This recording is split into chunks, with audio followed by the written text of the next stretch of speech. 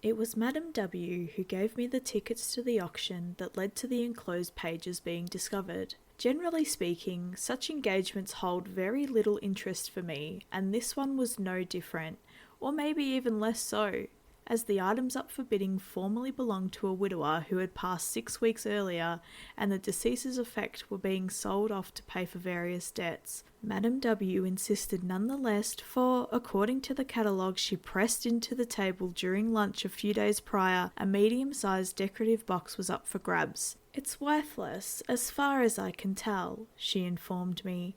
"But I am in search for a new item to place in the music room, and this seems perfect. I would certainly go myself, my dear, but, as you know, I will be up north paying my niece a visit." I was given further instructions to keep the price reasonable, send the bill of sale to her forwarding address, and repayment will be paid in full upon her return. "What about the contents, if there are any?" I asked. "Do with them as you wish," Madam W replied, waving her hand dismissively. "They are no of concern to me, only the box." And so it was.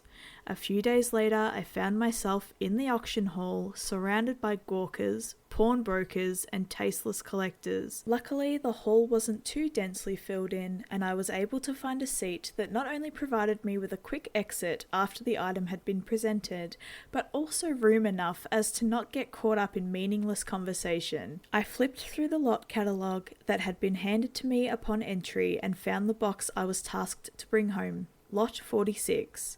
I leaned back in my chair and marvelled at the vast amounts of purple and yellow dresses and suits reflecting off the white walls. An hour and a half later, the box was finally brought out and placed delicately on the show podium in the centre of the stage. Our next item up for bid is a locked decorative chest which, according to documentation provided by the deceased's children, once belonged to an esteemed scientist, a Dr. Wilcox, the auctioneer belted out. The box itself caused a small bit of a stir, for it was much more appealing in person. But to the second part, this introduction of a Dr. Wilcox, obviously tossed in the description as an attempt to gain a higher bid, not a murmur was heard. I had completely put his name out of my mind until it came flooding back much later in circumstances that will be enclosed. As for the bidding, the process went smooth enough, and though a few other members of the audience forced the price up a little higher than I wanted, I still prevailed, and was soon signing the bill of sale and making arrangements for it to be brought to my home. As I was leaving, a sort of bidding war had broken out over an out-of-date watch. The next morning, the box arrived with a pleasant note thanking me for my attendance and participation. I immediately wrote out a quick letter to Madam W, telling her of the success I had in procuring the box, and sent the letter, as well as the auction house note and bill of sale, off to her. For the box itself, I had brought it into my workshop so I could work on removing the lock and clearing out any remaining items that might have been left inside. This I did later in the afternoon, and it was then the name Dr. Wilcox emerged once again. Removing the lock was easy enough. There wasn't much in the box actually, some old medical books and an apron with an odd smell. However, beneath all this was some pages wrapped in cloth. Initially, I didn't understand what I was reading, but soon the subject matter began to sink in and a wave of shock shot through my body. I am still not entirely sure what to make of it. I have enclosed several pages within and wait eagerly for your interpretation. It seems to me Dr. Wilcox was attempting to demonstrate the human soul had weight before he became obsessed with, I guess we could call a side effect of his experiments. The main body seems to have been composed by Dr. Wilcox himself, but it is the last page I found particularly interesting, for it seemed to have been written by someone else. In enclosing these pages, I ask that you not allow anyone else to see them until we have spoken. March 3rd.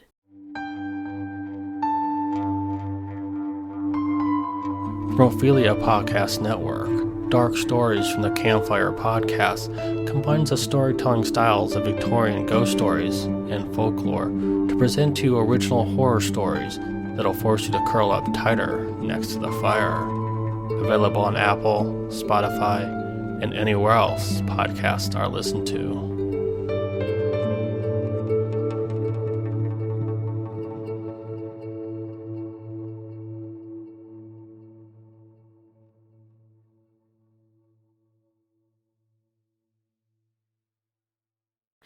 For the past few years, my colleagues have developed the obsession of measuring and weighing the body, the brain, the skull, liver, and kidneys, all in a vain attempt to discover the perfect specimen. While all these are noble in their own way, their questions will all remain incomplete, for they forget the very essence of what makes a person, namely the soul.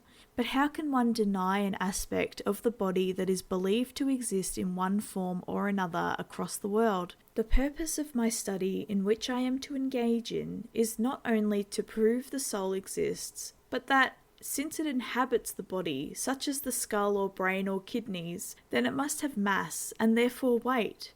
To this end, I have purchased an industrial scale that has been calibrated to detect the faintest changes in weight.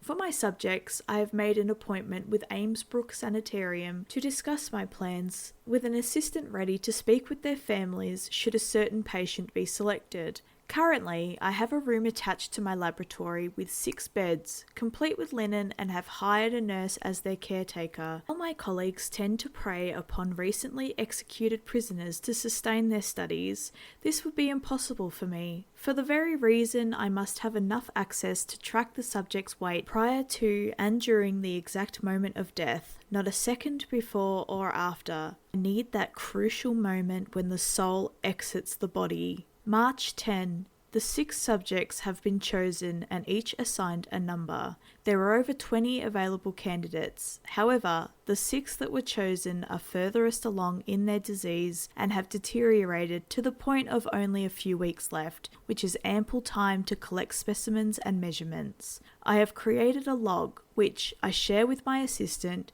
that will measure key components: sweat, weight, food and fluid intake, and waste from the bowels. Each subject has also been given hospital gowns that have all been confirmed to weigh the same. Their daily routine will be as such. Each subject will be fed exactly 3 pounds of food throughout the day, the largest portions being their breakfast, lunch and supper meals, and 3 litres of water per day. All bowel movements from the food and fluid intake will be done in a special metal bucket, which also have been determined to all weigh the same, as the disease affects weight and those that suffer from it have been reported to lose massive quantities due to their affliction. Each subject will be weighed 5 times per day, upon waking each morning, before bed, and 3 times during the afternoon. I hope this first round will yield tangible results. March 20. First opportunity to test my hypothesis came today at 8:33 p.m. It had been known throughout the day that Subject 4's death was imminent, with most of the afternoon spent prepping the lab and scale. Then, finally, at 8 p.m, when the subject's breathing became shallow, they were carried carefully to the scale, being placed on their back. A half an hour later, with my assistant watching their mouth and myself the scale, the subject expired, with their head resting on the metal scale without rebound. Accounting for sweat and bodily fluids, I recorded a weight difference of 19 grams. While this is only a start, this is a promising result. By my calculations, I should have my first paper ready for presentation and publishing within a month. March 24. Subject 2 was the next to be brought into the lab. The same procedure was replicated for Subject 4, with my assistant watching the mouth and I the scale. Negative results. Either the scale wasn't properly calibrated or the weight difference immeasurable. This can't be accurate. Subjects 1 and 5 are being prepped, and I will soon be able to determine why Subject 2 was the anomaly. I also ordered 4 more beds and sent my assistant back to Amesbrook to select patients closer to their end, as results are coming much too slowly. March 26. As predicted, Subjects 1 and 5 expired. The procedure from the last 2 were replicated in their entirety. Results were negative. Neither subject showed any difference in weight, and when taking into account the control factors, I have ordered the scale to be recalibrated and have written the manufacturer to inquire about any defects they might be aware of. At this point, I have no solid data to present or publish. April 2. 4 more subjects expired over the course of the week. The same procedures were done for each subject and detailed notes were kept. All results were negative. My general conclusion would have to be while the soul does take up space in the body, the weight itself is variable, with some being heavier than others, with the majority being too light to measure. However, while discussing the new results with my assistant, he made a curious comment. He has observed, since he is tasked with watching the mouth during the time of death, right before the subject release their last breath, something is muttered, and their eyes get wide as though looking at something. What they may be saying is he isn't sure. I tried to assure him that it was nothing to concern himself with, as the body, on the point of departure, tend to quiver and seize, and what he has witnessed may be nothing more than a trembling of muscles. However, he has insisted that this is not the case, that words are being formed as the subjects are looking at something. I have decided to appease him and take his spot for the next subject. April 5. Upon laying the subject on their back on the scale, my assistant and I switched places, so as to confirm the lip movement was nothing more than a minor tremble. The subject took almost 40 minutes to expire. Not once did I look away. Shortly before the last breath was released from the body, the subject's eye did widen, and she slightly turned her head as though focusing on something behind me, whispered, then perished. I am stunned. I immediately ordered the next subject to be prepped and brought in. It took almost all night, but at approximately 2 a.m, the subject slightly turned their head, whispered, and passed. Only, this time, I made out the word, mine. This is a revelation, of course. I could find nothing in the medical journals to describe what I had just witnessed. Nothing that would lead me to understand what the subjects are seeing or saying. It is now my belief that at the very moment of death, the subject is trying to describe one last vision. Perhaps they are experiencing a religious experience? Some noted ethnologists have produced writings on the subject and have indicated that members of certain cultures upon the hour of their death act as though possessed by some external entity. My mystics have also been said to have had magical visions. For now, I must keep pressing forward. May 12. I have increased the beds by another 4 and had my assistant replace what subjects we had originally with those further along in their disease. I have adjusted the subjects' rations from £3 per day to £0.5 for a morning meal and supper.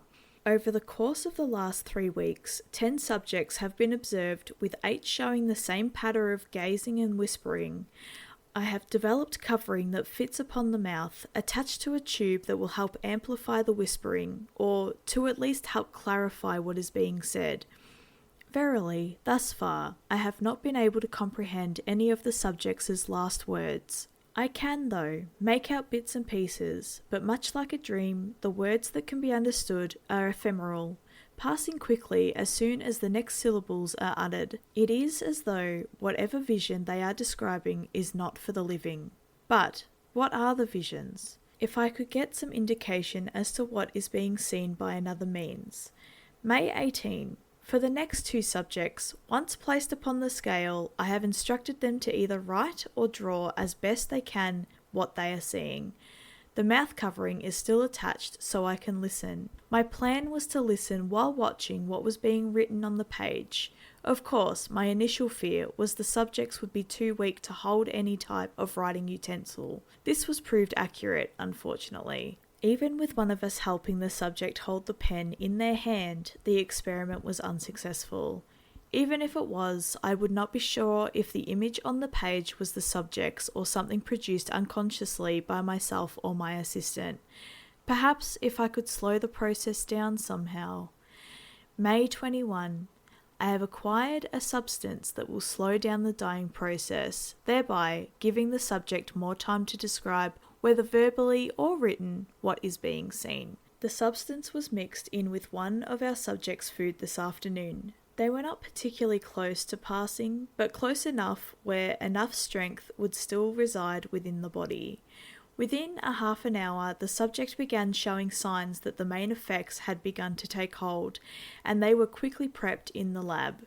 Previous procedures were ignored. Together, my assistant and I sat close to the subject, engaging in trivial conversation at first, but then asking more pointed questions as their breathing began to slow. Look around and describe what you see, we asked them.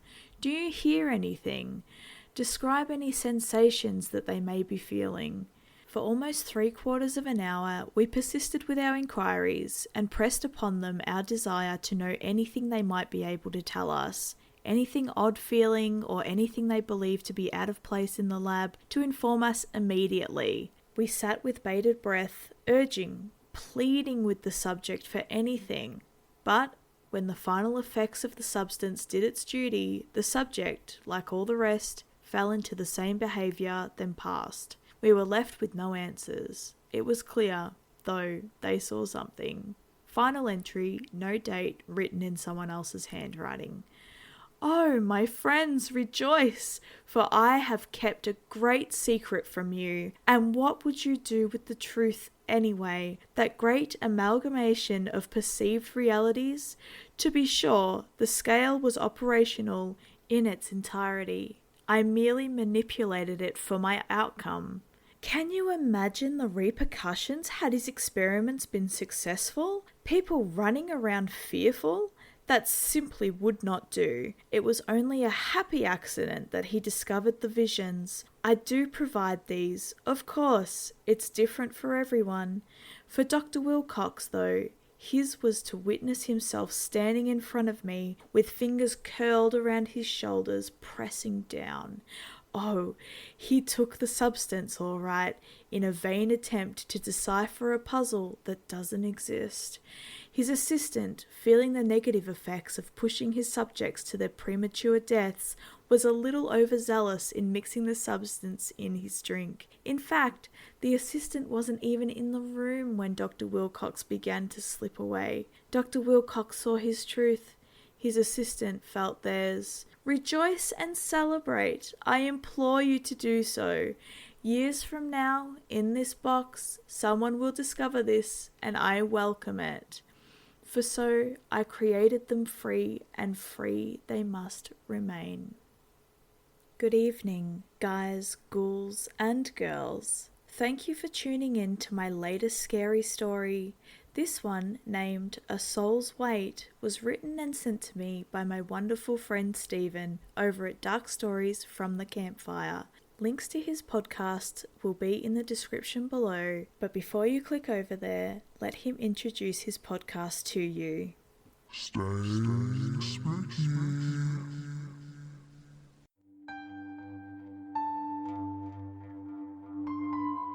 Prophilia Podcast Network, Dark Stories from the Campfire Podcast, combines the storytelling styles of Victorian ghost stories and folklore to present to you original horror stories that'll force you to curl up tighter next to the fire. Available on Apple, Spotify, and anywhere else podcasts are listened to.